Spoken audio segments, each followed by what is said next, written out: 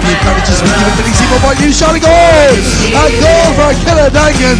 It's alright, ain't no God.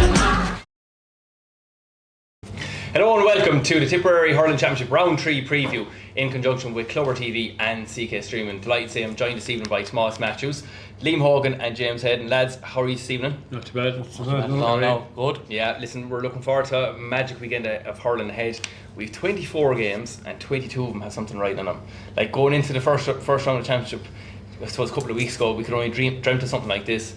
I think we've been very lucky with the standard of hurling that we've had so far this year. And yeah, look lads, we're going to go straight into it. We'll go into the intermediate, obviously round 3. We'll start with, actually all the games are on Saturday. And we're going to start with Group 1. It's Arravale versus Drum and Davins versus Knockavilla. Now those games are on in Boherlatin and Clonmel. Listen, Tomás, I'll start with you. Arravale and Drum. Look, I suppose you have the permutations there in Group 1. You might run us through what's the do's and don'ts in Group 1 in Intermediate Championship. Yeah, well, look, this could be a headache for the county board and the CCC on Saturday evening. All 4 teams can go through, and if Drum and Arravale draw along with Knockavilla beating Davins, all 3 teams will end up in 3 points. But if Davins win, the winner of Drum and Arravale will progress as well. So there's plenty down for stake in this Group 1.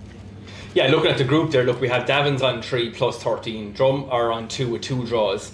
They're on 0 points difference. Arravale on minus 12 and Knockavilla on minus 1. I suppose, look, James, I'll go to you. Your predictions maybe for both Arravale and Drum versus and Davins and Knockavilla from your point of view. Well, look, it's a tight group, and as Tomás put on paper there, there's a lot of permeations that can fall into place here. Davins on 3 points. Davins are facing Knockavilla. I'd have to have an edge for Davins in that. Now, Knockavilla will put it up to them, but you know, Davins have a nice side there. I'd have to go with Davins. They have 3 points on the board already. As regards Drum and Arravale, Drum's second team, Arravale Rovers have to really pull it out of the fire here as well. I have a sneaky feeling Arravale might just edge Drum on this one. I have a sneaky feeling they might. Drum, look, you know, they have a fine side there as well. Captain Jamie Bergen there. They have 2 points on the board as well. I just feel Arravale could have a little bit on them. Now, you know, we'll wait and see, but I feel I'm going with Arravale and Davins. Just in a Drum point of view, I suppose, I think wasn't David Butler lost to the seniors last weekend, so he's a massive loss. Yeah. And Shane Hasley's back from injury, played the football at the weekend. From Knockavilla point of view, I think they find themselves fierce unlucky. They got a draw against Drum. They're probably the better team in the second half, but no, it's a fierce tight group. And look, it was 3-2, 2-1. There's plenty to write for as Tomás went through the permutations there. We'll go into Group 2, and that is Kappa White versus Killarney and Ballingarry versus Golan. Tomás, you might go through the permutations for Group 2 there, please. Yeah, and all 4 teams can progress in this again. If Killarney and Ballingarry win, both will join Kappa White in 4 points, and scoring difference will decide the 2 to progress. And if Gordon and Kappa White win, Kappa White will go through with the other 3 on 2 points, and scoring difference decides who goes through and who goes to relegation. So plenty to play for in this group as well. Liam, I'll go to you for this one. I suppose, look, in round 2, Golden, I suppose, to themselves, probably surprisingly bet by Killarney in the second team, 114 to 116. And Kappa White, look, Kappa White, there's a lot of talk around Kappa White this year. They've a nice team coming through. They're 221 to 219 victors over Ballingarry. For the 2 games are coming up on Saturday, Liam, Kappa White and Dangan, and Ballingarry and Golan. What are your predictions for this? Well, Killarney recovered, put their back on the path towards at least attempt to qualify following their win the last day against Golden Kilfeacle. They won by 2 points, but the addition of Jack Ducknairn has strengthened the team there, centre back, and so Killarney will be difficult to beat against a Kappa White team who have always promised but never quite delivered when it comes to reaching the knockout stages. Of the 4 teams, I would say that Kappa White have the more talent than the rest of the 3 teams. Ballingarry, everyone was tipping them there at the start of the year because of how well they were doing in the league and how well they did in the South Championship. Remember, they are holders of the South Championship, so they will have a chance of getting in the back doors as well. So there won't be as much pressure on them. I'm going to go for a Killarney to just early get over Kappa White. and Ballingarry to beat Gordon Gilfeacle and both the teams. Well, then of course it depends on the goal score difference. At the moment, Cabba White have the better, and there's a 7-point swing between Cabba White and Killadangan. There, with Cabba White +5 and Killadangan -2.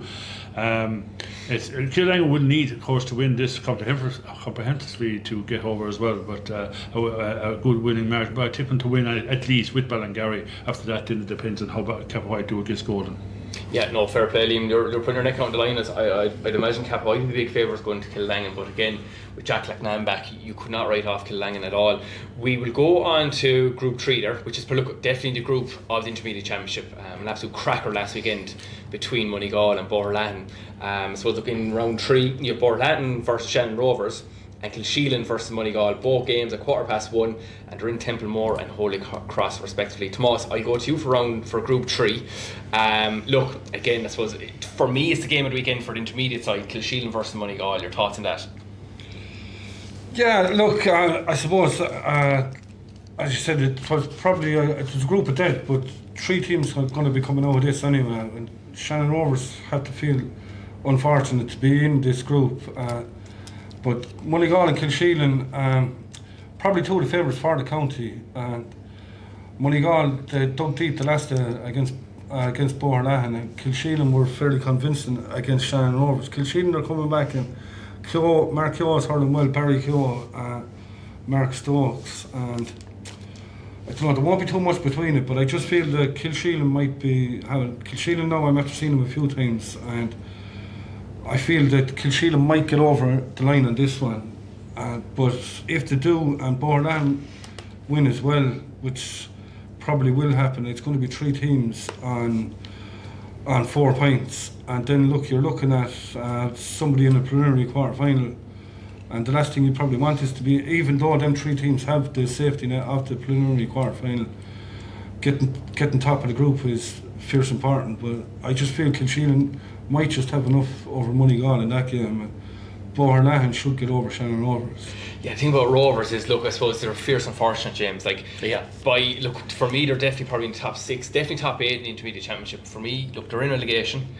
For me, they'll have no fear whatsoever going to relegation. I think they'll win their semi-final, whoever they come up against. But I know they're putting up big scores, but look, they're fierce and fortunate to get into a group of death. They were fierce and fortunate to get into this group. And look, the Rovers, and I won't be, overly critical of the Rovers here with Liam. You're very careful, though. I'd be careful. He's quite close to me. The Rovers, though, in fairness, they impressed me their first day out. They're really dogged into Moneygall the first day out in the North Championship. Yeah. And like when the Rovers and the backs are up, you can depend on them.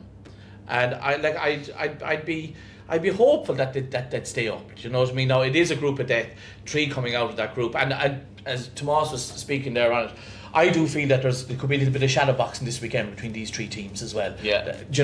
Those 3 teams, I think Moneygall, Borlatin, Kilsheelan will be there at the very business end of the championship.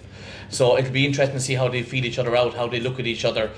Maybe 1 or 2 of the teams might try something a little bit different just to see. We'll wait and see. But for the Rovers, they will be, I think they'll be going into they're going into the relegation battle, but I wouldn't have many fears going into it. I think if it's put up to them, the Rovers will stand up. Yeah, 100%. Look, I think there's real quality in that Rovers team, and again, just fierce and fortunate to get into that group. And look, I think you've made a good point there. Look, I don't know, I suppose, what the injuries are for many clubs, but if clubs are Moneygall, Borlatin or Kilsheelan, if they're worried about maybe 1 or 2 lads, like they might say, right, we'll rest them this weekend, keep them for the preliminary quarter-final, because they're obviously they're all through anyway. And look, I have a feeling with Kilsheelan, they were very disappointing, I suppose, against Drum in the football. They probably expected to beat Drum last weekend, so there could be a bit of bite in Kilsheelan this weekend. And Tomás, unfortunately, from Moneygall point of view, I think you could be right with that prediction.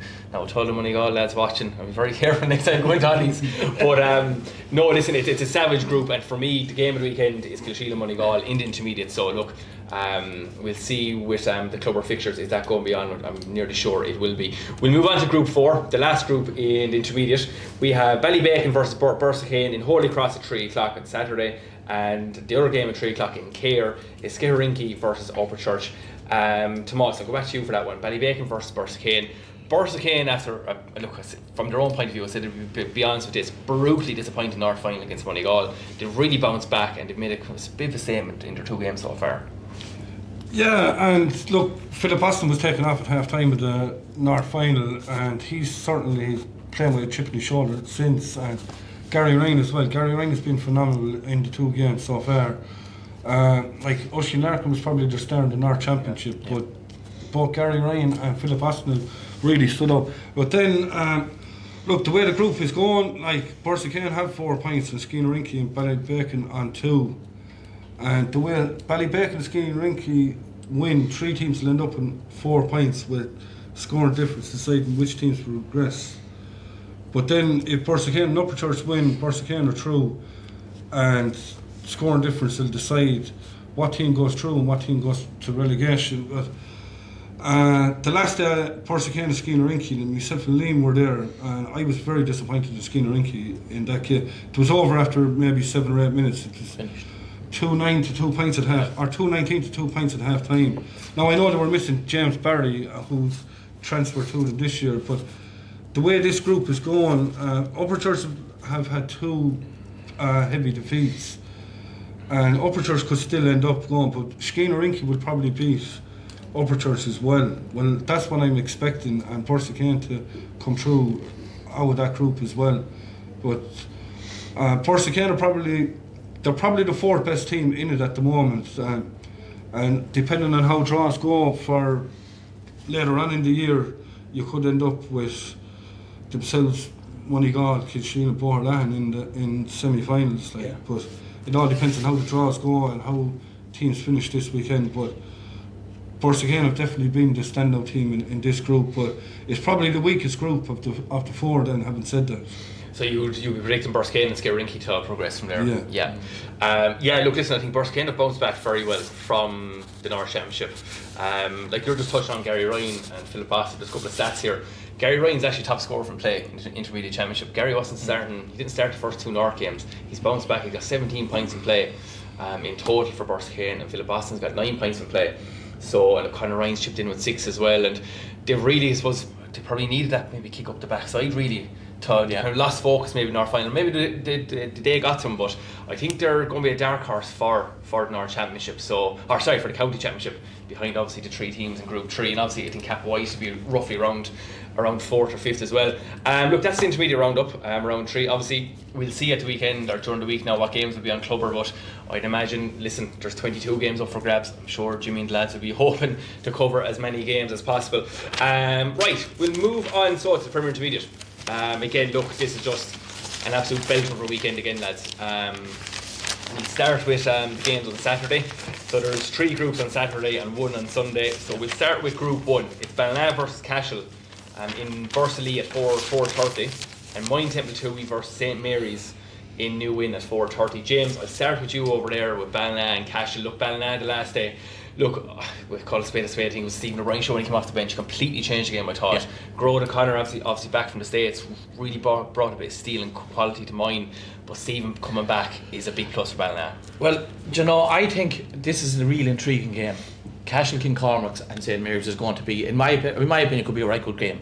Cashel have kind of bounced back from that 12 Apostles game. And I'll never forget that game. Cashel, in my standing, I think Cashel have now started to edge into consideration, even as a dark horse in this competition. We know well who most people have their favourites on, and that would be Lura. But I just think Cashel have the wherewithal and have a decent bench. It'll be a very interesting game. Like Ballina kind of going into this on 2 points, Cashel on 4 points. Ballina really need the win, do you know? Yeah. They need the win, and so it's going to be a do or die going into it. But I'm really looking forward. It's a hard one to call. If I had to, Eamon Power might be too happy with me on this now, but I'd edge Cashel slightly on it if they heard to their full potential on the day. You have to take something into consideration as well at Ballina. They're after playing 3 weeks in a row now between hurling and football, 3 wins, and it's basically the same squad, maybe bar 1 or 2. Like, you can't beat momentum. You can't be momentum at any level. So 3 weeks in a row for a dual club, really trying to make a go at dual club. They've, I give them a right chance against Cashel. Now, I'd agree with everything you're saying about Cashel. On paper, start of the year, they should be either 1, 2 or 3 in the county. They just haven't really gelled, but as you saying, the 12 Disciples game that evening in Holy Cross has probably really brought them all together. But Liam, listen, I go to you for Moyne and St Mary's. Moyne obviously last day. against Ballina. They were, look, it was probably the Garrod O'Connor show. I think he got 16, 17 points. 17 points, yeah. Conor Bowe went off injured. Talks that he will be back this weekend. What is your call on mine, St Mary's? Well, I did something I did a piece on today. St Mary's are missed their consistency in that grade for a good number of years now. So they are, and they're always near enough but not good enough to get to the top prize. And I'm going to tip them to beat mine Toohey for a simple reason. Garrod O'Connor was back. And he scored 17 points from place balls, but which asks the question, where is the rest of the scores coming from? Yeah. And that's where I would worry if I was a mine Toohey man on that score. Looking at Ballina have momentum. If they win next week against Cashel, the momentum is great. If they lose, they're out 4 weeks in a row. They're tired. They're this and they're that and they're. I would have to ask. Cashel conceded 219, which is a fair score to concede against St Mary. Okay, they scored 128, but you'd have to ask the question about Cashel and watch them last year against Burgess when Stephen Murray had the daydream, the dream game of his life. Was it 219 to 18, was it? Yes, and why concede so many frees? Yeah. And okay, Owen Connolly's there, but Owen Connolly is one man is probably keeping the show on the road. He's a fantastic hurler, a really brilliant hurler to his. And they need him to be at his best to keep him there. So I would be tipping Ballina and St Mary's to go through, but to win. But Ballina still have need favours because their scoring difference their scoring difference is low, and will they have enough to get over?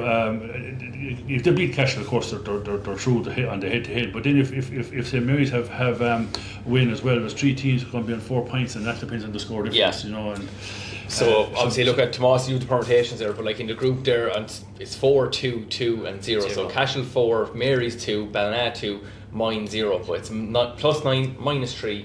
+2 and -8. Yeah. Now, I think Tomás, technically all teams can still qualify, but mine are really up against it. Yeah, but still, if you look at if Cashel beat Ballina by a few points and mine Toohey win by 3 or 4 points, they could sneak through. But I'm going to go against the lads. Like just looking at, I've covered the 2 Ballina games, and I know the goal was from play, but really it was from the place ball. The penalty and they got the rebound, but the 2 games Ballina played, they conceded 131 from frees. You're not going to win anything with that.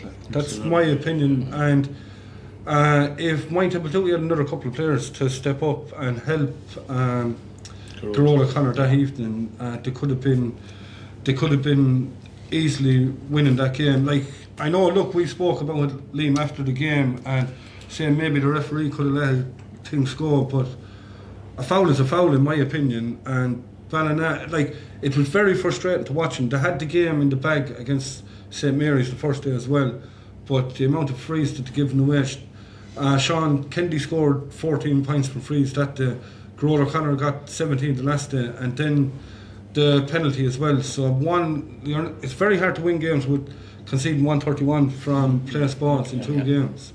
So I'd expect Cashel to come through, and Ballina also, like Stephen O'Brien got 15 minutes the other evening in the football again, but they also picked up a couple of injuries in the football. So whether them lads are going to be able to come back this week, a couple of them looked serious enough, like, so hopefully they will be back. But I'd have to go for Cashel and St Mary's in this group. I think we're probably going to be all in agreement there. Now again, look at Ballina, 3 weeks in a row, 3 big wins, but bodies and injuries would probably tell a toll. Look, fingers crossed, man, from obviously another point of view, you'd love to see Ballina, but let's say, look, we're going for Cashel and St Mary's there on that one. So look, we go on to Group 2. We've got the Swans against Annacarty at 3 o'clock in Clonmel, and we've got Tracy's against Sarsfields at 3 o'clock in Neenah. Now in Group 2 at the moment, Swans are on 3+1, Sars are on 2+2, Annacarty are on 2+5, and Tracy's are at the foot of the group -8 difference and on 1 point. Tomás, I'll start with you with Swans and Annacarty. Obviously, look, the last day Annacarty got a win off the board against Tracy's, 22 points to 111, and the Swans, was surprising enough maybe to some people, were 1 point winners over Thurles, 213 to 18. How do you see Swans and Annacarty going? Yeah, well, Annacarty would have been fiercely disappointed in in their first game, losing to Sarah's second team, and they got back on the boat the last day. I'd be expecting to push on in that game. Now, Sarah's and Sean Tracy's, that's on in Nina. That's hard to predict. With Sarah's are playing senior, and if there's a couple of players touching, like now Sarah's a player in the quarter final as well in the senior, but they're obviously going to be getting the top two in the group. So if there's any player that's touch and go, might get a game with the seniors, they might hold him back. But Anna Carty, like as I said, Donald Dwyer had a great game the last day. He ended up 4 points was it in the last 10 or 15 minutes, and he has that in him. Like he tends to drift in and out of games every now and again, but when he's on fire, there's no better forward around in the west of the county anyway. And Tom Fox is back there. Conor O'Brien is showing things up at full back. Like his experience there is a huge asset too. And even Darren Mooney tends to play as a sweeper there a few times as well, and he's launching balls in around the full forward line where they can break. I feel that Anna Carty will get over that one, but the other one, I'd say Sean Tracy. I've seen Sean Tracy's I've seen him play in the West and that now against Cashel. They weren't too far away from Cashel that day. But I wouldn't be surprised if they go over the line against Sean Tracy's or against Sarah's. Yeah, Sarah's did actually lose one or two bodies to the seniors against Clowney. So look again, and Sarah's have that trump card obviously off within the mid as well. So look, it's a fierce tight group. I think any team in the group can still go through. But look, Swans and Carty, you're going for Carty, and you're going for Tracy's then against Sarsfields in that one. Again, one or two of these games will be on Clubber to begin, so keep an eye on that for the fixtures that are released later on during the week. We want to Group 3, so at 4:30 in Nina, it's Clonakilty versus Burgess, and at 4:30 in Templederry, it's Newport versus Mines. James, I'll start with you there with Clonakilty and Burgess. Now, Clonakilty obviously had a big win against the Mines last week, or 2 weeks ago, 2-18-13. Look, I think the Mines probably one of the worst performances I don't know how long, probably maybe a decade. Very bad performance in the Mines. Clonakilty were delighted with the win, big win for them. Burgess had a very impressive win against Newport. I was doing the game myself. Now Newport did not show up at all, but you have to give credit to Burgess. They did let Newport show up. Well, from I suppose from our own point, from the Silvermines point of view, it was a very disappointing day out against Clonakilty. I thought in the last 10 minutes, it was just a disappointing finish to the game. But look, hopefully the Mines can put that behind them, and hopefully that they can turn around and say, do you know what, now this is a do or die game against Newport. Newport against Burgess. Newport were not overly impressive to me. And they're failing to fire for some reason. I cannot figure it, but they're just failing to fire. Like even Conor Mahoney in attack, like, do you know what I mean? They're utilising him in attack. They're bringing him back, but they're just failing to find a rhythm in any game. Yeah. And that's the one thing I think Timmy Fly is going to be looking at. Can we find a rhythm? And if they can do that, they're capable of anything. Now, Clonakilty are going in with 3 points into their game, like, do you know what I mean? So I think Burgess and Clonakilty could be a very interesting encounter. Burgess, I think Stephen Murray, he's still carrying the hamstring, but even with on one leg, Stephen is just like he's gold dust. He's absolute gold dust. Sure. You need him. He was basically on one leg against Newport the whole game. Yeah. When he got the goal in, he was hobbling around there 5 or 6 minutes afterwards, but he still picked up, I think it was 112, I think, wasn't it? Yeah. Now, it's one thing for Burgess, up until the 44th minute, I was going through my notes here the other night, he was Burgess' only scorer in that game up until the 44th minute. Burgess still ended up with 7 different scorers then. Yeah. So it's one thing about Burgess this year that really impressed me. I suppose the week after the North final, look, lads probably enjoyed themselves for a couple of days, few injuries, been on the road for 3 or 4 weeks in a row. They didn't really turn up against the Mines Hurry in round 1. They got over the line. But the real Burgess showed up, they're strength and conditioning, they have a bench this year. They're a dark horse for me to count. They're definitely a resilient side. Yeah. Burgess are a resilient side, and they're going to be thereabouts in the mix at the end. While their bench is young, they have some nice little hurlers coming on there, and while their bench is a young bench, you would if you were Burgess, you would rather a little bit more experience on that bench to bring on. But this is going to be a test for Clonakilty. It's an interesting test for Clonakilty now, and even just Tomás will understand what I'm saying and this and that. Like this will be probably a bit of an acid test for them now, and see how they go against Burgess. Clonakilty, in fairness, you know what I mean, they're dead and buried against Newport. Came back, won the game, outstanding. Came back and drew the game. And you know, you have to hand it to them as well, being a resilient side there as well. To a certain extent against Silver Mines, the Mines kind of allowed them back in the last 15 minutes, and like when Clonakilty went down to 14, Clonakilty really kind of they started to hurl. Yeah. You know, they really put it on. It was always going to be an interesting group from the very start. And it's going to be an interesting one this weekend. Burgess Clonakilty will be very interesting. Well, Burgess on 4, Clonakilty on 3, Newport on 1, Silver Mines on 0. Just on that, James, Liam, I'll go to you for the Newport Mines. Like, look, basically, Burgess and Clonakilty are through here because of obviously the score difference.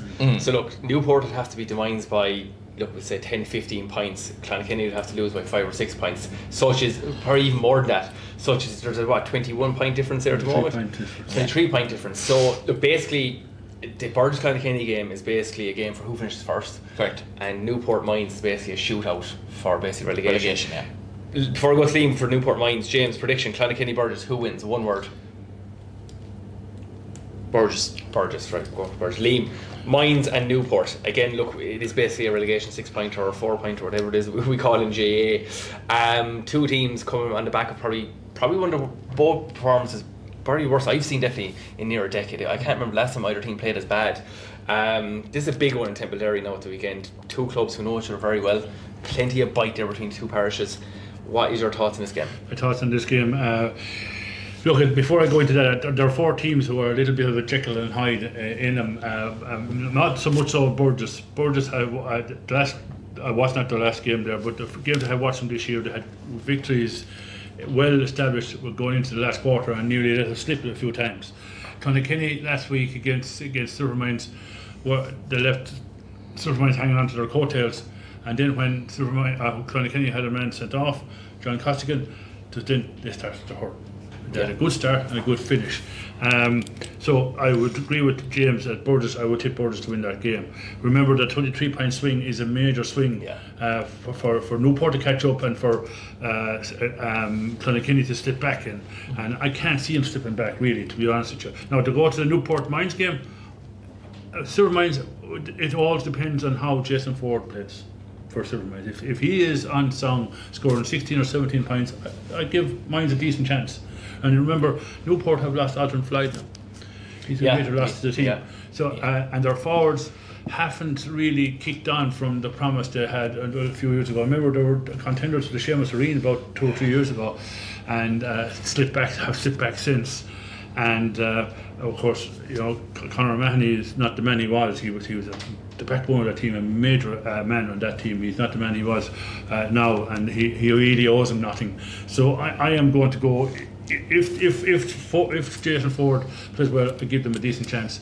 But maybe that even itself might be enough. So I'm going to go for Newport to get over the line just about, and to Burgess to beat Clonakilty, and Clonakilty and Burgess to advance to the quarterfinals. Okay, and listen, Tomás, what your predictions are? Burgess and Newport. Would you agree with the lads? Or are you going to be different now? Go against the no, look, I just listening to Liam there, and look, I was highly critical looking at the Clonakilty and Silver Mines game of the amount of chances Jason Ford had missed. But then, look, I went back and looked at it after.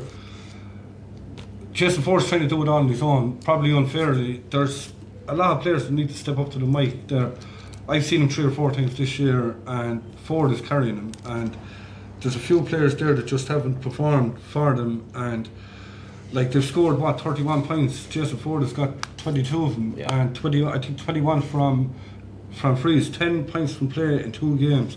You're not going to win anything, but if there's any fight in them at all, I think they should be coming out and going at Newport. But I think now Silver Mines, there has to be one big game in them, and like Newport are going back to the likes of Conor O'Mahony. The younger lads aren't stepping up either. Like, so I think Silver Mines might overturn Newport in that game. And as for Burgess and Clonakilty, look, the boys are talking about the sending off, and Clonakilty scored 1-6 without reply after John Costigan was sent off. And he probably shouldn't have been sent off. It was a late tackle, but it was shoulder to shoulder. I know there's an appeal going in for that, and I'd expect him to win the appeal as well. Burgess already through. I was talking to Paul Carroll the other day, and I was asking him about Stephen Murray, and he says, look, I'm not going to tell you whether he's going to be playing or not, because there's loads of times when they're not expecting them to play, but Burgess is true. Maybe they won't play him, but there's a fight in Clonakilty. Like John Joe Ryan is having the game of his year. Bobby Bergen hasn't been mentioned at all. Like James, you covered the game. I was talking to a few against Newport when a lot of teams would have been going for goals. Bobby Bergen just kept tipping over points. He's probably one of the most underrated hurlers in the county. How he's never got a look in on a Tipperary senior panel, I don't know.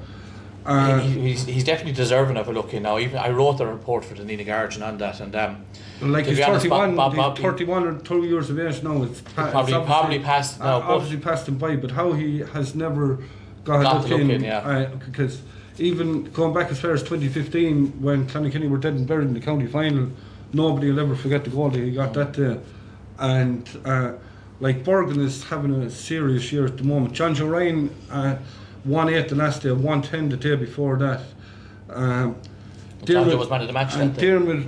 Dermot is having a great year, but like Dermot has been left loose. Like Silvermine's made an awful mistake the last day, leaving him loose because he's some reader of the game. Like Liam, you saw it. He could just spring left, right, and like them three lads stepping up to the mic, and like Nicky Ryan as well. I'd say Johnny Flaherty will probably pick up, or Johnny McQueen probably pick up Nicky Ryan. A huge man to win ball in the air, but I don't know. Clonakilty are ticking along nicely now. I'm not going to say that they're going to be in the business end of the championship. You're going to I'm obviously you're going to push them for a win this weekend. Yeah, they are going That's to win. Where we're going. They are going to win. They are going to win. So are you saying they're the banker the weekend, Tomás? Are you? Well, Are Clonakilty the banker the weekend? Yeah. Yeah, there you go. Now Well, I was told last night. Like, that's inside trading. inside trading. Conor Ryan, Glenn Behet. And we don't condone that at all. But he hasn't went with dark horses yet. No, he's usually a favourite man, he is. So look, listen, as we move on to Group 4, so look, one game basically has nothing right on it, and one probably it's a game of the weekend for me in the Premier Intermediate. 1:15 in Clough-Jordan, Laura against Portroe. We keep it brief because look, Laura are through. They've been brutally impressive this year, lads. Especially that win against Kilnall, the last inside the stadium. I fancy Kilnall big time after what Kilnall did to Portroe. Portroe, look, they've been without Ruan and AJ. It's been well documented. And look, just really quick thoughts on Laura and Portroe, James. Look, you couldn't really see past Laura in this game, to be honest. Laura have impressed me throughout, and are my favourites at the moment for the Premier Intermediate. I make no bones about it. But that's not to say that the likes of Killinall and Gorton Hoodland and a few other teams will stand up to them, and Burgess and a few more as well. But their win over Killinall, I'd say Killinall were happy enough coming off, like, do you know what I mean, in that game. They felt they put in a good performance without bubbles at the wire as well. Yeah. So but Laura are impressive. Laura are hurling from 1 to 15, and they have a good bench as well. They're playing a lovely brand of hurling. Quick, fast, snappy. The directional ball into the forwards, perfect. It's not this looping high ball. It's just arrowed in and zipped in. So Laura's style, Ken has Laura going very well. I'd expect them to overcome Port now. And look, Port are a team that'll die in their back. It's as simple as that. And Port will always fight to the very, very end. Do you know what I mean? And if Port do go into relegation, by God, do you know what I mean? To be a brave man to say they're going to go down if they go into relegation, they will fight all the way. But I think, and because of their well documented losses on the two boys gone away, I think Laura might just have too much for them on this occasion. Yeah, no, I'd say we all probably concur with that. Laura probably will beat Port the weekend, but again, Port in a knockout. And look, I don't know the story behind the lads if they'll be back for it, but listen, if they are, like, I don't think anyone would beat them if two boys they come back. We'll move on to the Gorton-Who Killinall game. I'm spending a small bit of time with this. Look, I suppose go back to Gorton-Who against Portroe. Gorton-Who obviously last year's beaten county finalists. I fully expected Gorton-Who Liam to rock up against Portroe. Easy 10-15 point victory. On you go to the next game, there you go. Yeah. Portroe really showed a bit of steel. Now, from a Gorton-Who point of view, is that maybe a game that they'll write, geez, we thought we should have won this a lot handier. This is the wake up call we needed going into Killinall. Well, Gorton-Who got to the final last year and they put a late rally in the final against Australia, and only for Darrell Ryan maybe they could have been champions. Having said that, they don't convince me it's good enough to win the title outright. I think they depend too much on Keane Hayes. He's a fantastic free taker. They have good backs, all right.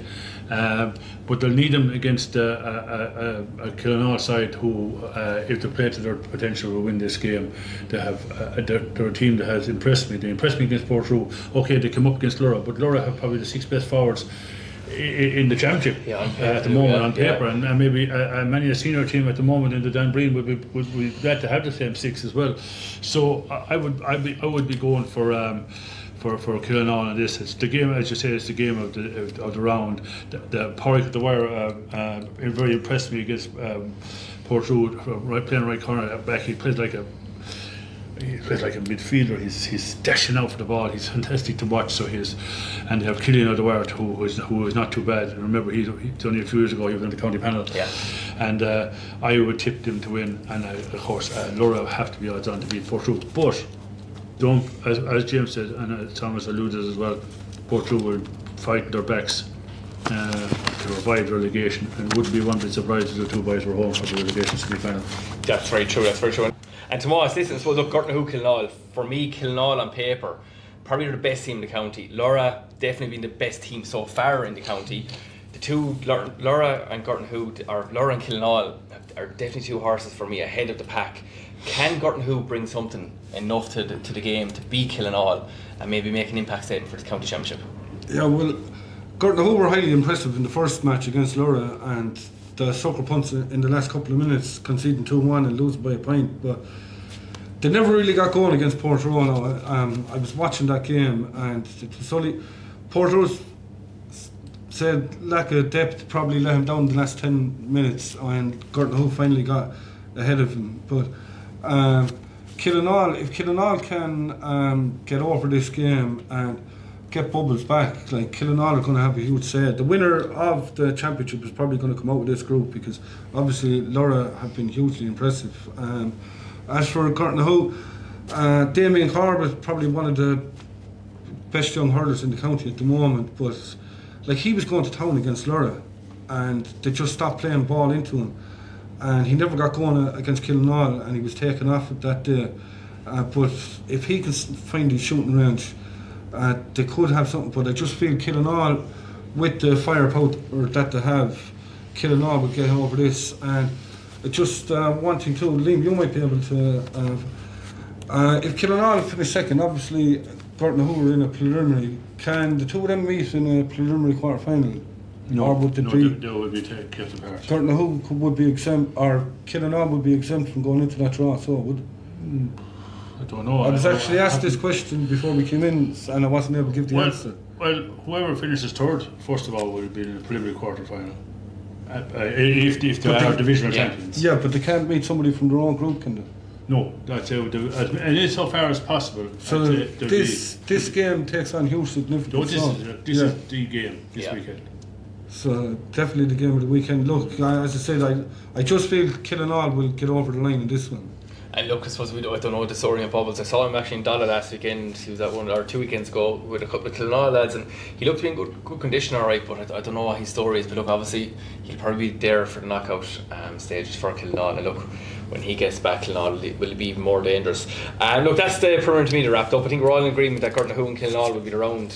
They get the game in round 3. So we'll move on to the FBD Insurance Senior Hurling Championship round 3. There's only one group on Saturday, so we'll start with that. That is Group 2, and it's Roscrea versus Toomevara at 6:15 in Bursalee, and at 6:15 in Templederry. It's Killerwan versus Mike Harkey. James, I'll start with you in the table there again. Roscrea versus Toom. Look, Toom, I think I've impressed everyone this year. Look, they've had plenty of talent, but 2 nice wins. Obviously, a big statement win against Killerwan. A tough win, I think a dogged win in the end against Mike Harkey, a point win. Roscrea then last year. Again, they were just part of that double header, one of the best double headers I think I've ever seen in Nina, beating Killerwan 421 to 319. I don't know how, I couldn't call this before when the draw was made. I said Toom win, simple as that. But the Roscrea turned up the last day. If they turn up against Toom in Bursalee, who knows? I think this has a potential to be a cracker. Yeah. Look, Toomevara on 4 points. Ken Dunn has Toom tipping lovely. They're tipping along nice. They're now plus 11. Roscrea in second place on 3 points plus 5. I think I have them there. But this tie, like I was at the junior game actually, the North Junior game really decides North Junior semi-final on last Friday night, and there was a storm. The storm whipped across the country, and both teams put in a tremendous performance at junior level in absolutely atrocious conditions.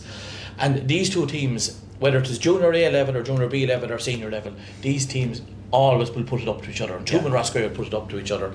It's going to be a very interesting encounter. The matchup will be very interesting in this game. You know, I have to say Roscrea, like Liam England has Roscrea going very well. They'll be very happy after their win last weekend before last. Like it really was a fantastic win for them. Do you know what I mean? To overcome Killerwan 421 to 319, when a lot of people were tipping Killerwan to actually win it. Like, you know. Yeah. So yeah, it's very hard to call. It's a brave man to call that. Roscrea are on a bit of a crest of a wave at the moment now. They could edge it slightly. If I had to call it, I might just give the slight edge to Ross on this occasion, just on the basis of the performance against Killerwan. But like, I don't think Toohey Vara will be overly concerned with regards to it. They're through anyway. Yeah. And Toohey Vara, you know, they'll be going all guns blazing. They'll want to finish top of the group, but I just feel Roscrea might have just a slight edge, but. Fair play, Liam. No, fair play. Liam, Toohey, Roscrea, look, Darren McCarthy has been just, I think for me so far, he's been the player of the senior championship. Absolutely. He's absolutely lit it up, and a couple of scores he got the last day in the rag. I was just there looking in awe. Like, was he 17, 18, is he? No, he's 18 now. 18 now. Like, that score, that point he got on the sideline, I'm not going to try to do it here now, I'll probably put a hip out. But he went in right, he came back left, off balance, over the left hand shoulder. He's been a real starlight for them. And we were just saying in a commentary for the North final, myself and Dennis Kelly, about Shane Fletcher. He was nowhere to be seen for the first 20 minutes. If Roscrea got Shane going, Roscrea would get going, and by God did he get going against Killerwan. What are your thoughts? My thoughts are that of the four teams, that Toohey Vara are the most solid of the four. Darren McCarthy was effectively was a game changer for Tipperary minors last year. Every time he came on, he scored this point. He made a difference. He's really after building up to be a fine player now, both physically and hurler. And remember, it is rumoured that he played last week, scored 1-7 with a broken finger. Yeah. So his love for the game is unbelievable, and his brother Kevin is not too far behind either. He's not too bad either. No, he's not too bad. No. And I look, Ken Dunn to me reminds me of a manager who will demand the best and nothing less, and he will get it from the Toohey boys. I would say one worrying thing about Toohey was how they allowed Mike Carkey to hang on after getting a massive start, 1-2 to no score.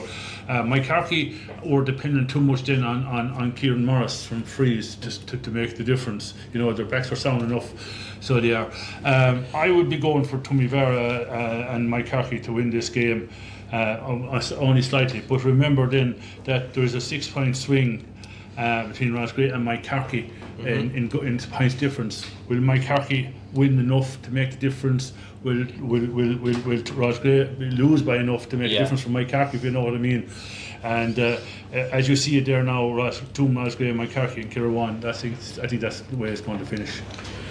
Just on that, the point swing, like, it's something that we're kind of joking about the weekend, having a Gillette hurling Saturday on this Saturday and Sunday with all the permutations going on. Now Jeff Stelling is out of a job, so Jeff might actually do a job for us there this weekend on Clubber, but like, this is like, Roscrea could lose against Toohey and still go through, so like, they're in a great position themselves. And Tomás, look, I'll go to you there for Mike Carkey, Killerwan. Look, from my point of view, I think Killerwan the first 25 minutes was a real Killerwan. It was Killerwan last year. They were frightening. Now, Roscrea let Bill O'Mara do all the hurling. I think Killerwan will just have enough for my Carkey. For me, they're a solid yardstick. They're a good senior team. As Liam said, they're just missing something on top of Kiwi and one or two other forwards there. How do you see Killerwan, my Carkey going? Yeah, well, I suppose, look, Killerwan are favourites going into it despite after losing. Max Hackett came on the last night from McCarkey, and he ended up doing more damage to that injury that he had. He's in a boot at the moment. I was actually talking to him last night, and he's waiting on a scan, and he's going to be a huge loss for them coming in. And Joe Egan started only lasted a couple of minutes, and he was gone again. Yeah. And you see, things are so tight now that players have been chanced with injuries and that now, and probably to the long-term detriment of them. But I don't know. There's a kick in my Carkey too. Like there was 5 changes in their football team the other night. They were holding us back for the football, or from the football, for the hurling. So lads that were carrying a couple of niggling injuries, and there could be a kick in them. And what you forget too, like the way they did come back, even though they were dependent on them scores from Kieran Morris, but they had a 21-yard free at the last puck of the game, 2 points down, and it was the only mistake that the referee made all night, that there was 8 Toom lads back in the line. There should have only been 5. Yeah, should have been 5, yeah. They crowded out Ray Shelley. Like if that ball had to go into the net, they'd be on 2 points now, and so would Toom. So the margins for error are fierce close. But like Killer One for the first 25 minutes that you said the last day, they were unbelievable. But then when Ross Gray got on top of them, and look, once a team gets momentum on you like that, it's very hard to stop it. But I can't see there being too much in this game. I just think that the players that Mike Harkey held back, they've been in relegation for the last 3 years, by the way, and they know what it's all about. But the players that they held back from the football the other night, I think that Mike Harkey, I wouldn't be surprised to see Mike Harkey cause an upset in this game against Killer One. So would you be going for McCarthy too? Yeah. So we've 2, we've Tomás and Liam going for McCarthy. James, are you going to concur with the lads? Well, as Tomás says there, I think it's going to be a very, very tight game as well. Do you know what I mean? Like, and there has to be a kick in Mike Harkey. There has to be, like the results so far. Do you know what I mean? Losing by just a point to Toomey Vara, and the other one where Ross Gray, do you know what I mean? They're lost by, or they drew at Ross Gray. Last puck of game with Ross Gray. Last puck of the game, like, you know. So they're not a million miles away. No. They're not a team that you can say they're losing by 7, 8, 9, 10 points. They're not. So you can't write them off, and you can't say, oh, I think Killer One are going to beat them. I think it's going to be a fierce, tight game, and like I'd nearly say, if Killer One don't show up, they'll definitely, Mike Harkey will take them. Yeah. If Killer One don't show up, Mike Harkey will take them. And like a lot of the Killer One lads who haven't stood up, like I have to really hurl as well. Like, and I expect Seamus Hennessy to start the last day. Oh, he was frightening when he came on. He was frightening when he came on. Like, you know, they really have to start him. Like Cronin and Declan have to look at that and say, right, okay, he's worth the start now. Like, I know he's pushing on in the years. He's very experienced, and he is needed. He's needed now more than anything, because you as county champions, you really don't want to go into the relegation battle the following year. Yeah. So on that basis, where if Killer One have any pride in that jersey, I give Killer One. I'll go against the boys in this. I give to Killer One. Which, look, I think by a very narrow margin, 1 or 2. I don't think there's any doubt. Gary, 2 things happened in those games that weekend. The Toomey Vara game against Mancarkey. Jake Ryan, right wing back, had a great chance of a goal, and Reece Shelley made a fantastic save just before half time. That goal, if scored, would have put Toomey into a 7-point lead, a commanding lead going to half time, which made a difference in the game. And to be a bigger hill for McCarthy to climb in the second half. Going back to the Ross Gray game, which I agree with you was the best double bill I've seen in Ina for a long time. Years, and so exciting and so thrilling to be at. And okay, people might crib about the high scores and the defenders aren't doing their job, but that's another day's work on another subject or another day.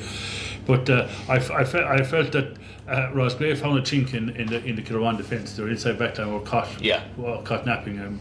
The old Hogan and Jack Peters and Kieran Carroll, good men on their day, but this day it just happened, and Shane Fletcher, no better man to exploit a weakness. He was fantastic that year. If Killer One could shut up their backline, they will have a chance. But injuries is catching up with Killer One. Yeah. Obviously we don't know. Obviously Bill was off after the last day. I haven't heard anything. He didn't look good walking off. No. He looked very ginger going off. Bill O'Mara looked very ginger going off. So look, I would say if Bill wasn't there, I'd probably be siding with Mike Harkey. If Bill is there, I would think Killer One will win by 3 or 4 points. And Tomás, look, your prediction for Ross Gray to Ivara, can Ross Gray cause an upset, or will Toom go for 6 from 6? Well, I wouldn't say there's an upset if Ross Gray win. Like Ross Gray could do nothing right in the first 25 minutes the last day, and I know lads are saying that when Shane Fletcher, when they got him into the game, for me, like the 10 wides hit in the first 25 minutes. Yeah. Glenn Loughnane hit a ball from about 90 yards out, went over the bar. Roscrea scored 3-5 before half time. That was the turning point there, and I think Glenn Loughnane will probably pick up McCarthy at the weekend, and I don't know, Roscrea are ticking along nicely there now at the moment, and Shane Fletcher inside, like Conor Dooley is a sensation like this. The way he's able to feed balls and runners coming off him. Alan Tynan, that goal the last day that Dooley got, like the link-up play that they had, and like if they can get a good 60 minutes out of him, I fancy Roscrea to beat him at the weekend and qualify for the quarter-finals. And just as you're saying, Conor Dooley, I thought Conor Sheedy has been unbelievable wing back this year. Obviously, Conor known well as a forward, but he's making at number 7. He's been there for the last couple of years now. He's really stood out for me this year for Roscrea. And he's great at driving forward and scoring points as well. And just giving the right ball into the full forward line. Look, we've seen it there. Was it against Killadangan? Remember I said it to you at half time. They were launching balls in and top. They had Conor Dooley in there, and then they put Sam Conlon in there, and there was nobody there to get the breaks. They've changed that around, that when them balls are going in, the likes of Georgie and that are in around to get them breaks. And I think Roscrea can. It wouldn't be an upset if Roscrea win, put it that way. Okay. I think Roscrea win it. So Tomás and James are going for Roscrea, Liam's going for Toom, and then in Killerwan, Mike Carrickey, James are going for Killerwan, and Liam and Tomás are going for Mike Carrickey. We move on to Sunday. Group 1, we've got Mullinahone versus Neenah at 2 o'clock in Temple Toohey, and obviously the other game in the group at 3:45, Drum and Brackens has nothing riding on it, that's in Temple Toohey. Look, we'll touch really briefly on the Drum and JK Brackens game. Obviously, look, Drum are through, Brackens are in relegation. Brackens against Neenah, kind of, I suppose they gave it to Neenah for what, 40 minutes maybe. Brutal conditions in Dalla. James, look, Drum are tipping along nicely this year. It probably should be a routine win for Drum, should it? I think Brackens will I wouldn't say a routine, but I think Brackens have a little bit of pride in their jersey as well. And like, Paddy Kell will hopefully be back, might see him for a half. We don't know yet, but he was impressive when he came on for his cameo move and looked very well. I was going to say that he was in great condition. Yeah, a great condition. He's really worked hard on getting back his getting into top notch shape, But you'd feel Drum would have that little bit too much for them. They really are ticking along fierce well. They're building well. They're picking off their scores well. Their forwards are working well together. Tommy Nolan there inside is picking off scores as well. Do you know what I mean? And I feel that as a team they'll have too much in the tank for JK Brackens on Sunday. And just with Drum, I suppose they were a very impressive win in the football at the weekend against Kilsheelan, and it's obviously well documented. Drum have basically the same group of players for the hurling and football. Now Emmett Maloney for Drum will be missing for the game. He's picked up an injury, so he's missing. And look, listen, I think the panel that they have, they've been very impressive. Liam, from your point of view, Drum, Brackens, can Brackens maybe restore a small bit of pride and get a kind of not a shock victory over Drum, but get 2 points on the board anyway going into the relegation? No, I'll have to go against the grain here. I've been fancying Drum to advance. I feel Brackens had their best year last year. The 2 year, second year syndrome isn't doing them any favours, and I would expect Neenah to advance over Mullinahone. They had an impressive win the last day against Brackens, made up for the disappointment of losing the match last year, which they shouldn't have. In all fairness, that game well wrapped up and just lost sight of the finishing line. And Neenah are going along grand. And the changes that Neenah have made to their team has been a major and a significant difference to the Neenah team. Yeah, and look, Tomás, before we go into Neenah Mullinahone game, Drum or Brackens? I should Drum, and just as James was saying there about Paddy Cadell, he actually played an hour in the football at the weekend, which will get him back in. But I'd say, look, Brackens are going to prepare for relegation. They have a right chance in the football, so they'll prepare for relegation, and they probably could even afford to leave a few players off. Anybody carrying a knock or that, maybe get an hour into Paddy Cadell. But like, Drum are going fierce well. Tommy Nolan and Shamie Cannon, the two champions after coming back with Tipp, and I reckon Drum should win it. As for Neenah Mullinahone, Mullinahone, they were in relegation last year. I wasn't too impressed with them last year. There seemed to be a different team this year, but I still think Nina will have too much for him at the weekend. James, just on Nina, look, I suppose, obviously, again, well documented, Jake's been injured. Before Jake got injured, they were my favourites for the county. Got injured, I kind of put maybe back to 3 or 4, but against Brackens, like in those conditions, like Nina, I suppose, has been questioned over the last couple of years for, I hate using the word because I'm not, the battle, but it's not battle, it's supposed to extra bit of fight. Like they had so much in them 2 weeks ago against Brackens, especially in those conditions. They've plenty of lads come off the bench as well. They've a real squad, and it's again well documented tinkering they've done with the team. But geez, they've been very impressive this year. They've been very impressive, and look, do you know what I mean? Their junior A squad, to the detriment of the junior A squad, they lost 7 from the North semi-final the other night. But what Nia Rogue have done is Nina, Mike, Skippy, and the boys and Seamus, they have unearthed a few different gems. And I think, and not just gems in the likes of, do you know what I mean, the young lads coming through with Ben West, who was very impressive, with the likes of Sam O'Farrell, the likes of Mark Carey at full back, who's a little bit underrated, but to me he's an old style full back. He comes out with that ball, man and all, something like the Rock coming out of when he hurled Cork, like, do you know what I mean?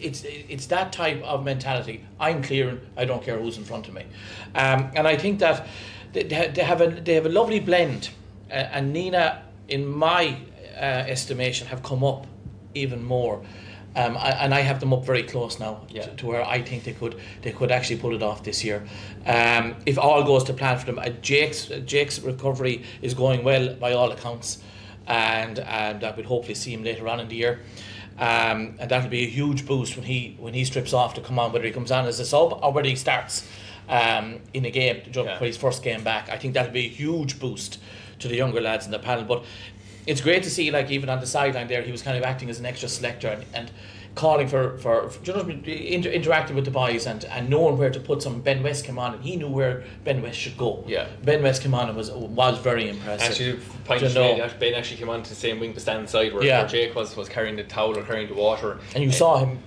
gesticulating. Yeah, exactly. And Ben West for me was the game changer, really. Nina were going fine, they were 5 or 6 points up, but he completely changed the game when he came on. Liam, just on Nina, we'll touch on Mullinholm in a second. Again, Ben West came off the bench, Keane Crowley came off the bench as well. Mark Carey, Sam O'Farrell the last day in midfield was a real eye opener for me. Mikey Heffernan kind of playing a kind of a deeper sitting midfield role this year, kind of gave Mikey a bit more expression to go forward. So Mikey got that goal as well. Like, for Nina, where would you have Nina in your rankings, I suppose, for maybe for Dan Bring this year? I'd have him in the top 4. I don't know how am I convinced enough to win the county title.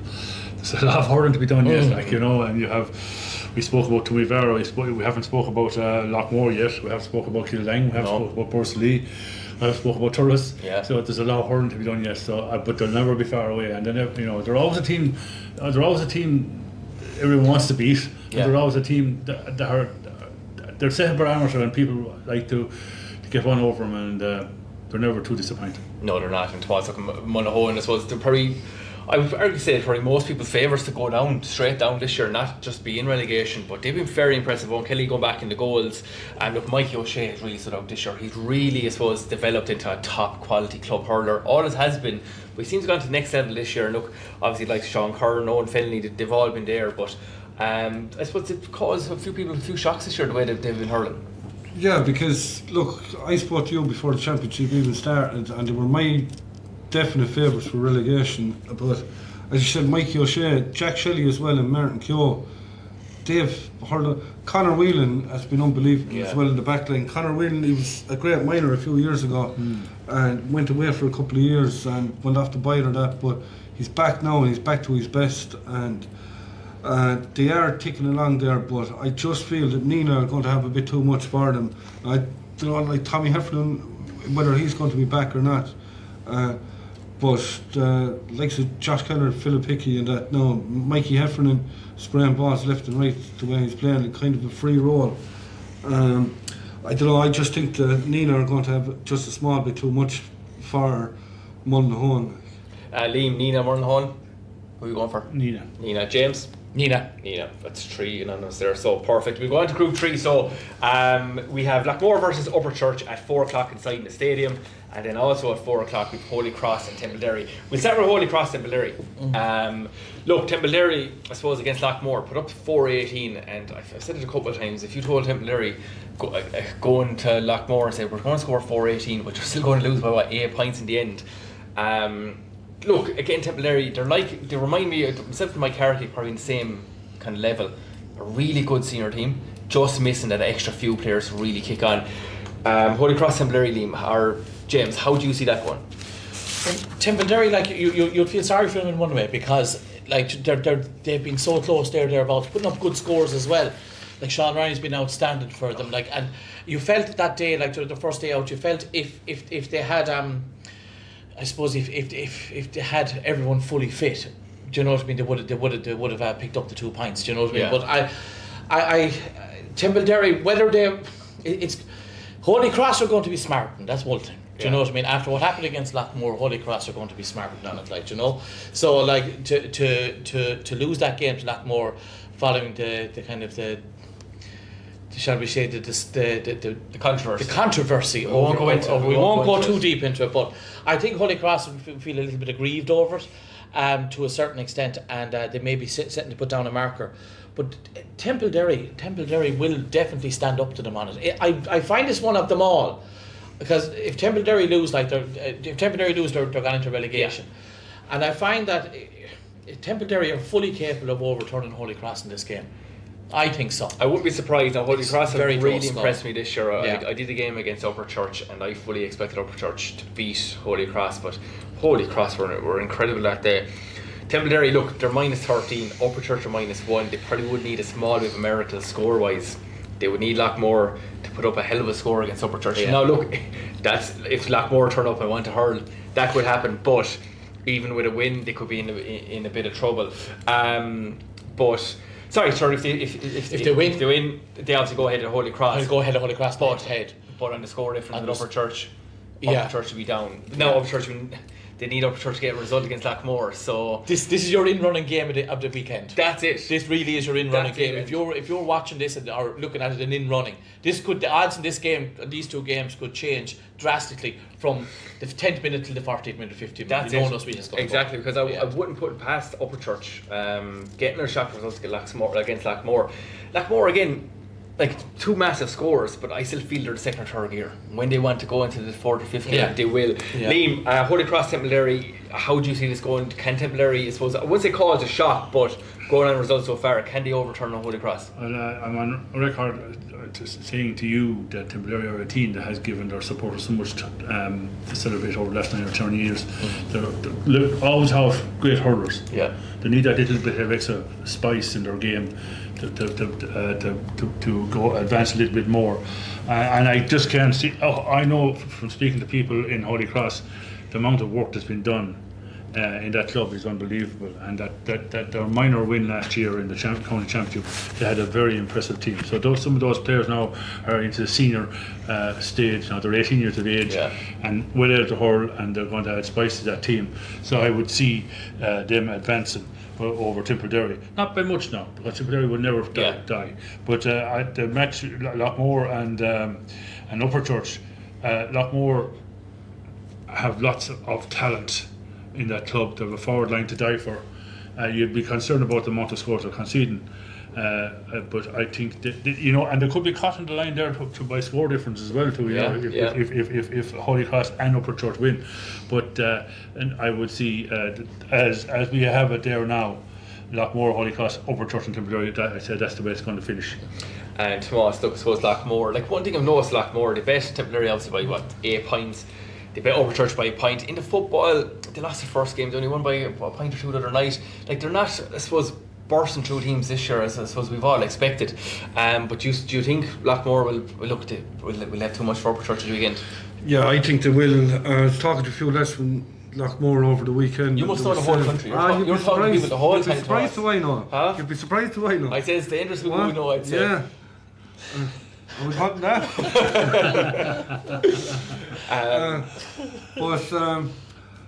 Look, they're playing their chances down, and they're saying that they're not going to do anything this year. But look, Lockmore are always Lockmore, and I just feel that they'll get over the line. I'd say they could have 6 or 7 points to spare here. Like if Noel McGrath and John and Rucker McCormick and that turn it on. Like as for Holy Cross Templederry, as James said, Holy Cross are smart from the last. The probably shouldn't have been in that position in the first place if somebody on the line had to tell them what was going on. Like so, we saw it like going back. Just James, we were in Silver Mines and Burgess, and the score was long, and the linesman said the referee has the right score. That's all that matters. When there was people roaring, so somebody should have relayed that to them. But Holy Cross will be smart. Interesting, like Cathal Barrett 1-5 from play the last day.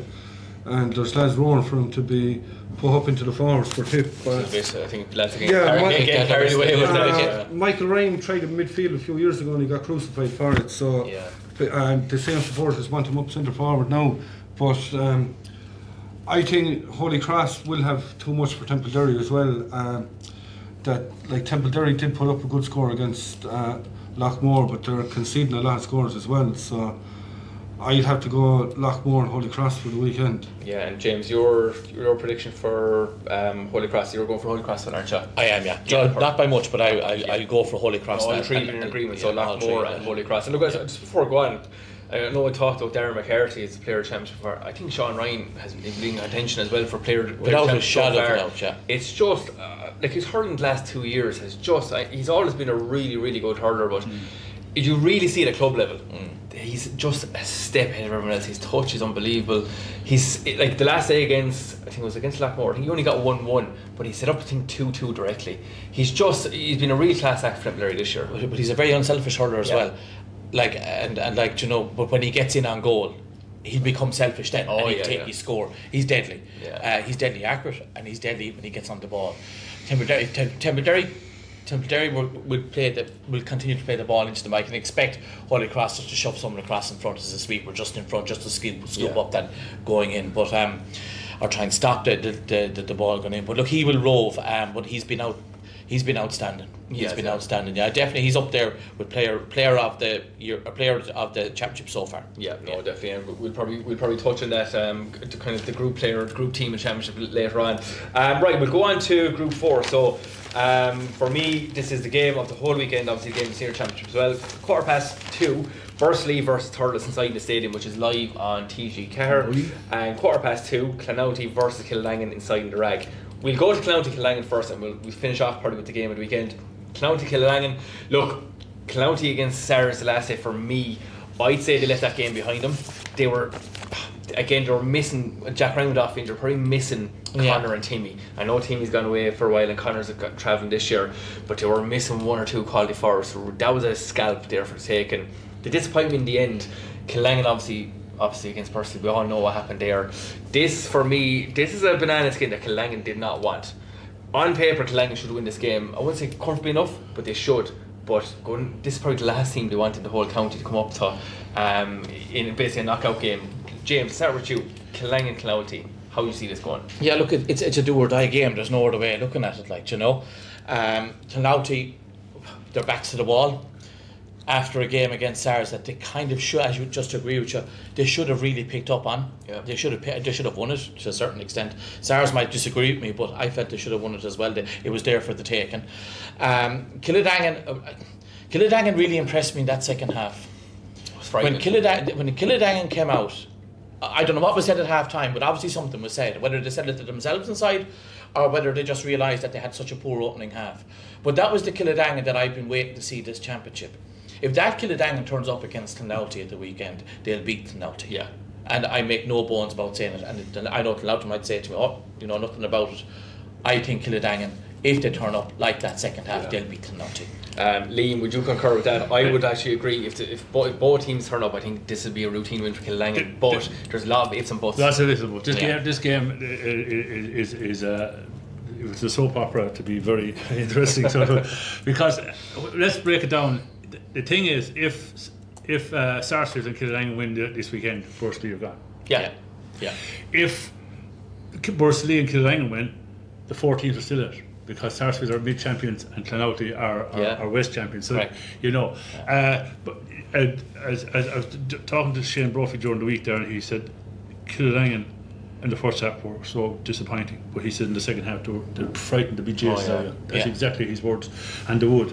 But Bursley would probably suggest, but we didn't have Brendan Maher, who was an awful loss to the team. And just on that, I suppose, with Brendan being just missing, I don't think that would be the factor enough. I think the whole point of Brendan coming out in the field, he then obviously collapsed or whatever happened. None of the players, speaking with Jerry and obviously Eddie Ryan after the game, none of the players knew what happened. So that probably fell into their brains. Maybe, like, to see him on the sideline, is he okay? Yeah. So that probably, between Killangan really showing up and that happening, like obviously that was a massive factor in it, but it was frightening, Liam. The second half performance of Killangan. I would expect Killangan. I'd be disappointed if they don't win. Going on what I know about him and what I've seen about him last year, like they played Clonouty last year and they got over handish enough in the finish. There's one concern about Killangan. Willie Connors doesn't seem to be fully fit, and there's another little worry now with James Quigley. He went off injured during that game as well, an ankle injury. Is he going to be back? I don't know. If he is back, would he be fully fit? We won't know. Very little comes out of the camp. I was just going to say, there's no inside thread. Not announced. I tell you one thing, anytime I've asked you for something, you give me nothing anyway. Nothing, So. and that's not intentionally. It just happens. That's the way it is. Well, it's good to hear, Everything's good to in the hear. camp, and that's the way it should be. Tourists are a team who have plenty of talent. You'd wonder, they're not the team of old. They were won the 3 or 4 in a row there, you know, but they're not too far away. It's a very hard one to call. If Borsley are on song, they probably would just get over Turles, and I would expect Killangan to get over Clonouty despite the injuries. You were going for Killangan. Tomás, your predictions on Killangan and Clonouty? Well, it all depends on Killangan how much of a psychological blow that last minute goal from Brendan Maher is. Like, look, they were brutal in the first half. Just to call a spade. Like, they never got going at all, and like their second half performance was highly impressive. But Clonouty had the game against Sares for the taking, and it's just I don't know how Killangan are going to react to losing that game after they making such a comeback and going in front and looking like they were going to get over the line. Jack Ryan, if he's back fit for Clonouty, like he's been in great form. Robert Dial and Danny Slattery have been in hugely impressive form. Like one was a full back and the other a cornerback in the Tipp 20s, and they're up in the full forward line for Clonouty. And if they get to play a ball into them, I actually think that Clonouty are going to overtake. Are going to beat them, and Killangan are going to end up in relegation. Jeez, we're all paused for silence there for a second. No, I'm going against Tree Northman now. We're here to give our opinions, and I think Clonouty are going to overturn them. And as for the second game, the way things go, I think Sares might have too much for Bursley. Bursley were fierce poor in the second half. And then the abacus comes out to see if Bursley will still be in the championship around 4 o'clock. But I think Sares might have a bit too much for Bursley in the other game. But then having like Billy McCarthy is slowly coming back into it. Paddy Creedon hasn't really got going at all. But Conor Stakelum has been impressive. But I think Sares might just get over that one. But as for the other one, I'd definitely go for Clonouty. I think the psychological blow that Killangan, you could see how disheartened they were coming off the field last Sunday week, and I just don't think they're going to recover from it. No, and come here, like what you were saying though, I was trying to get the tables in my head there, trying to get all the numbers going, because again, it's definitely something at the weekend. We'll definitely need a couple of calculators out. But no, that's a fair call, and that's why we're all here to give our opinions, and that's brilliant to hear. So look, we'll go on to, we'll call it the main one, but look, it is probably the biggest game of the weekend, Bursley and Turles. Turles for me, to just keep flattering to deceive. I wouldn't have them in the top 4 in the county, my own personal opinion, from what I've seen so far this year. But again, they're like Lackmore. They probably turn it on when they get to the knockout. They probably want to get going really then. Bursley probably so inconsistent this year as well. I couldn't call this game at all. So Liam, I'll start with you. Burrs, obviously the first half of Burrs that turns up, I think they will be Turles. I think it's simple as that. But it would be kind of frightening enough from a Burrs point of view that look, they haven't had a 60-minute game of hurling really this year to really maybe, I suppose, beat Thurles this weekend? Maybe it's a problem for a lot of teams that have 60 minutes game, and some of the top teams, when they're brilliant, they're brilliant. I would still give them the nod over Thurles. Look, they're all Bursley are a fine club and always produce fine hurlers. Probably every second year they do. In the year you expect them to do something after success the previous year, the dip. This year is a year that they can go on and get into the knockout stages. Okay. They have to win. Yeah. You know, because there's no back door for them, or there is a back door for Thurles. That's it. No, it's a fair point. And James, how do you see this going? Matchups, like again, there's so many permutations going through my head in this game alone about the matchups and the inconsistency of both teams. Yeah. Look, Thurles again. I keep saying they're pretty flattering to receive, but inside the stadium, cameras on. Stadium is a different kettle of fish inside there. Lots of space, but on top Yeah. of that as well, I think if SARS can curb the influence of Dan McCormack and Jerry Kelly, SARS may have the edge. If they fail to do that, I give the edge to Bursley. I think there's very little between these two sides. Yeah.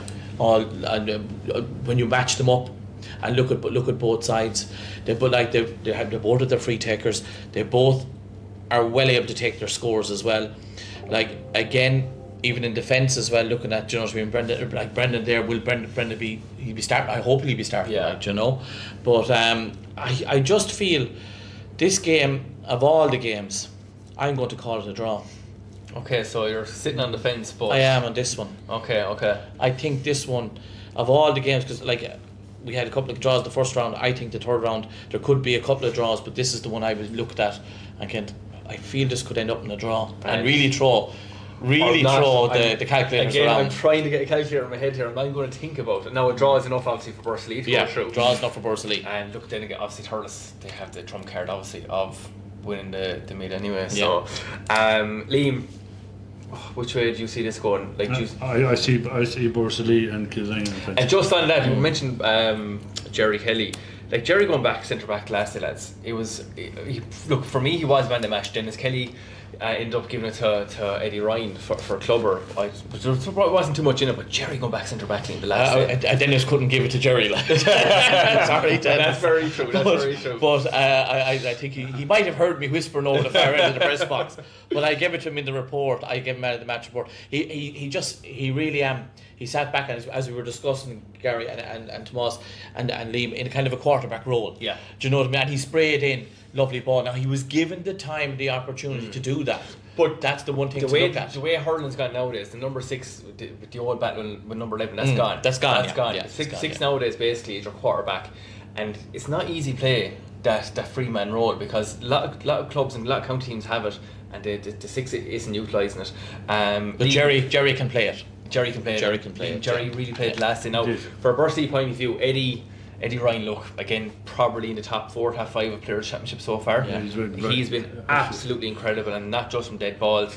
And fairness to JD, he got 4 points. He took the word out. JD, he's hurling much better this year. He's coming into it, exactly. He is coming into it. Yeah. And Tomás, look, from I suppose Thurles' point of view, look, obviously Aidan McCormack on the freeze there, and look, Aidan had a decent enough day last day for play, but the Thurles forwards, they really have to come to the fore now. Yeah, look, a few of them do, but the game against Clonoughty, it was completely scrappy, and it was a dogfight really. Even the goal that Dara Stakelin got, it was a scrappy old goal, but I don't know, there's SARS in the stadium are a different beast, I think, and I know, like, what you're saying about Jerry Kelly and that now, and lads are surprised they've been back there. Like, Dennis did say it in the commentary, and if you were, like, he has played a lot of underage hurling at centre back, but if Conor Stakelin goes on him and stops him hurling, like, you see a lot of clubs putting a forward on to stop a backman hurling now. Usually it's the other way around,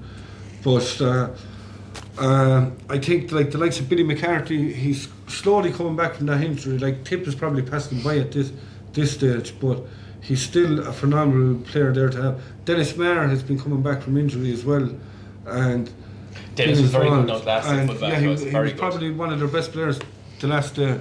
And I don't know, I just feel the SARS inside the stadium, and if they get over, like, they have a preliminary quarter final regardless, but I just feel that in the stadium they're a different animal, and if they get over the weekend, I'd actually have them in, I know you don't have them in your top 3 or 4, I'd actually have them in the top 4 to win Dan Breen. Well, look, I suppose before I get any backlash, thanks for that, Tomás, off the Turtles crowd, I suppose that's what we've seen so far. We can only go on that, but like for me, Lockmore and Turtles inside the stadium, they're still the 2 top teams in the county. Once they get going, once they get everything motion, again, Killangan are a proper stadium team as well. When they get in the stadium, and you saw what they did to Stars as well. But look, as Liam said a few minutes ago, there's a hell of a lot of hurling to go, even after this weekend. So just to concur in Group 4, Liam, you're going for Burris, James, you're sitting on the fence, and Tomás, you're going for Turles, and Clouty, Tomás, you're going for Clouty. Yep. So Clouty, Clonakilty double this weekend. That'll pay. Put your money on it. Put your money on it. That'll pay the mortgage. And Killangan, Liam and James, you're both going for Killangan. Look, that's all 24 games wrapped up, lads. As we said, 22 of the games have something right on them. I don't know from our point of view in Clubber what the schedule is or how we're going to cover the games. Imagine for you in the paper, it must be an absolute mind-boggling, like how are you going to get all games covered, but like, it's amazing weekend ahead, lads, isn't it? But you can only attend one game at a time, and it's like dessert, and it's nice. You just. But could I make a point about the controversy over the scoreboard? Do actually, because look, I actually was on a podcast last week and I got very vocal about it. I didn't think we were going to go into it, but I think it's something that should be brought up because the players on the field at the time. Look, I've been involved with player, PRO, Secretary James, we've all have as well. The work that goes in on and off the field is incredible, and that's why I didn't want to go hard on the Holy Cross backroom or committee. But I think it is a thundering disgrace what happened to Holy Cross players against Lockmore. Liam, give me your thoughts. Well, my thoughts. Well, see, it's like everything else. We're in modern times, and technology is the big thing now. But behind technology are human beings, and human beings are making mistakes. Yeah. And if you read the paper all this week about the Premiership, VAR has come in for a severe load of criticism. And in both rugby and the TV man above in the top of the stadium in rugby as well, they've come in for serious criticism. Again, human beings, human nature, and humans make mistakes. The old days when you had a scoreboard, and I can remember in my own day always going up and sitting in the scoreboard in Borsa Cave. You had a fantastic view of the game number 1 down at the end of the field. Never operated a scoreboard, but I was always there. I loved to be there to have a good view of the match and good view of what was going on between the backs and the forwards on in front of me. But there was always 2 or 3 helping in the scoreboard. And I find now that since the modern man now has the zapper in his hand and he's pointing towards the scoreboard, he's on his own. Yeah. No one is helping him. Actually, he's well able to do it, so no one bothered to help him. What help does he need? Yeah. But this is a mistake. You need somebody with the scoreman to keep him focused, because the game is so fast now. I mean, a score of one end, the puck out used to be faster, but it is still fast enough, and it's a score at the other end, and by the time man has the zapper turned, the score gone at the other end, who scored that, or what happened? Yeah. Another thing I would think that needs to be improved on is umpires. Umpires are very good, but it's the way that they do the job. Umpires now are instructed now only to point. They raise their hand at 45 degrees for a 65 or 45. The hand is out like that for I want to talk to the referee. But I think, and some umpires are doing it, but I think some umpires who are standing 10 foot away from the goalpost and they have to, that's 10 seconds before they get to the flag, they should be pointing towards the flag that they're happy to score with the hand down low to indicate to the scoreman, to indicate those in the press box as well, because you know what is going to come. That is something that has to be cleaned up really, very much. And just on your second point, Tomás, look, obviously we're commentating a lot of games at the moment. It's probably frustrating at a point. You're there trying to take your nose down, look at the game, the puck out's taken, the linesman is jogging, not even jogging over, walking slowly over. I concur your point there, Liam. So we'll just go back to, I suppose, the scoreboard incident, Tomás. What's your view on that? And look, again, we're pointing no fingers at anyone, but it is something that shouldn't have happened. I agree with Liam that there should be a couple of people there, but if Holy Cross thought that, if they were aware of it and brought it to the referee's attention, or the linesman maybe, and you'd obviously somebody bring it to the referee's attention and he goes down and looks for the scoreboard to be changed, but how it wasn't brought to their attention. But I brought it up in commentary when that Burgess and Mines game, and it actually happened on the Friday night when the Ballina and St Mary's game as well. And John Lillis was the linesman, and he said it as well. The referee has the right score. But I said it in commentary that night. I brought it back. Liam, you might remember, I think it was around 2010 or 11. Roscrea and Tipperary were playing a North Championship in Cloughjordan, and the scoreboard was wrong. And I remember saying it to lads in the stand, that scoreboard is wrong. And it turned out that Tipperary were actually 2 points up, but the scoreboard had it a point up. And Roscrea were after hitting a few wides, and Paul Carr he got a ball around the middle of the field and he pulled over the bar, and the ref blew the final whistle, and Roscrea had their draw, but Tipperary actually won it by a point. And Roscrea appealed that, and he ended up, that game was replayed. And you go back, I don't know if you remember it or not, but like things like that, there should be help for the officials. Like, we're all human. The person who doesn't make a mistake in life doesn't exist, but there should have been somebody there that day to help him. But it's happening too often, and there should be somebody at the scoreboard if they have the zappers or what. Look, match officials are mic'd up now and they're all radioed. What's wrong with 2 or 3 people who are in the scoreboard?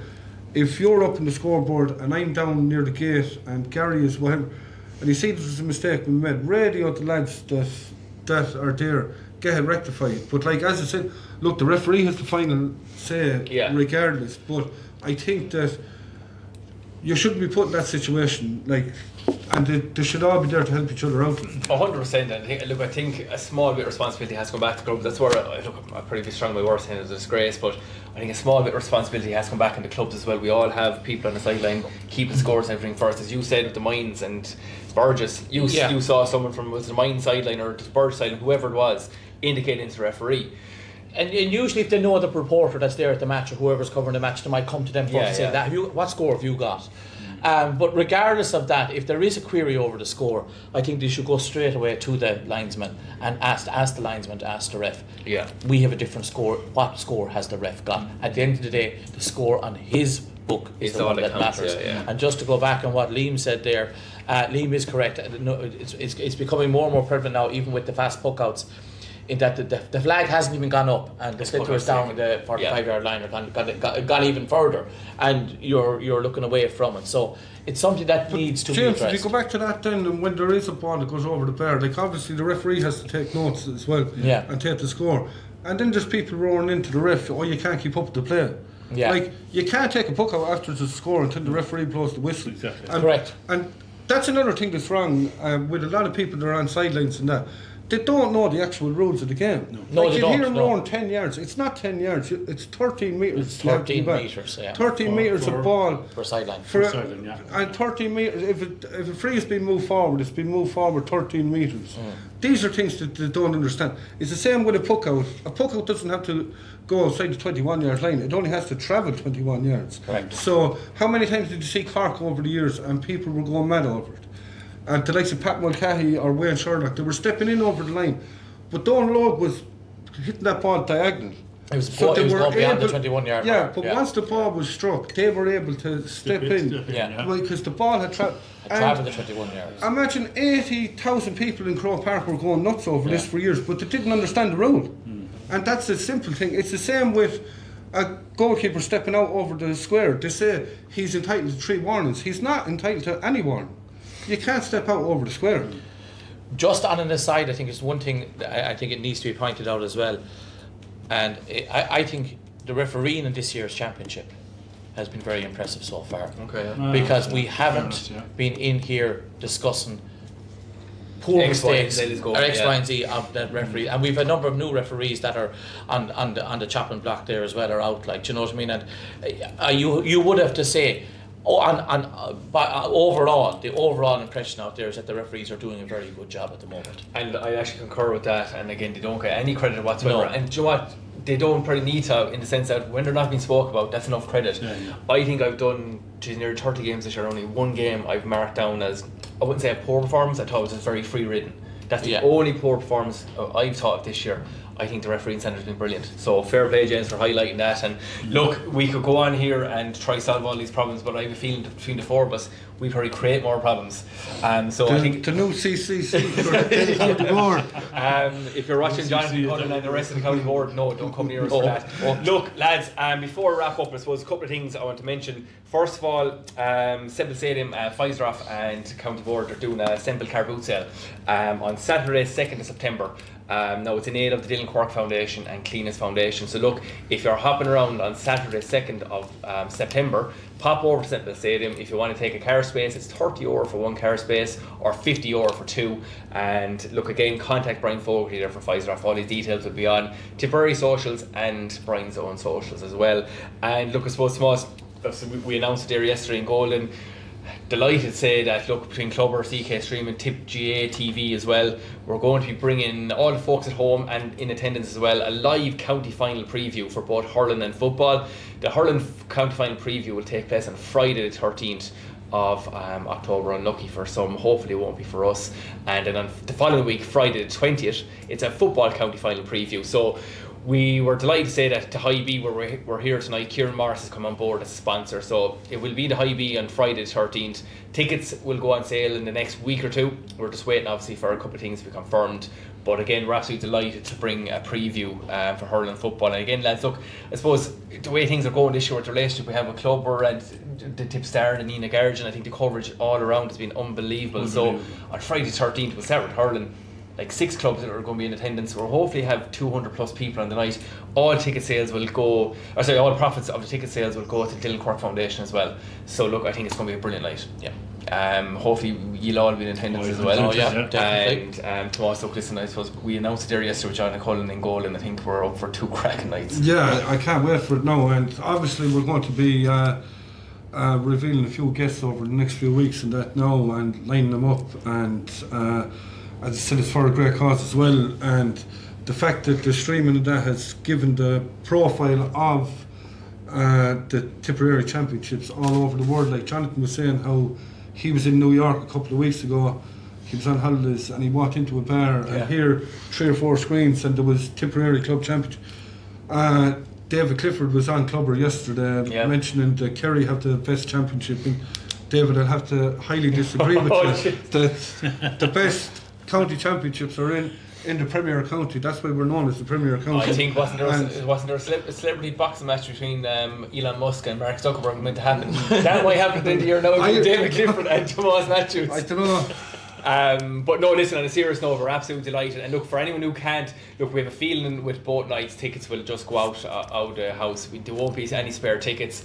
It will be streamed live on the night as well, and there will be giveaways as well. So we're delighted to say the county board are giving us 4 tickets on the night for hurling and 4 for football.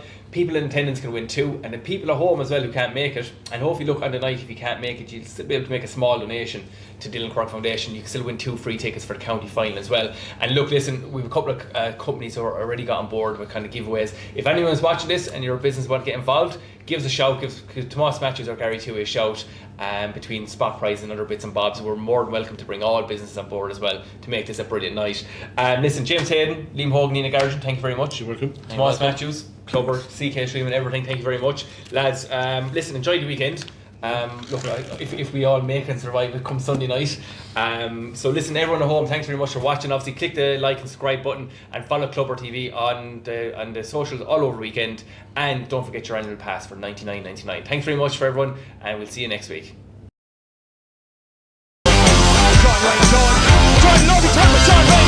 They want to get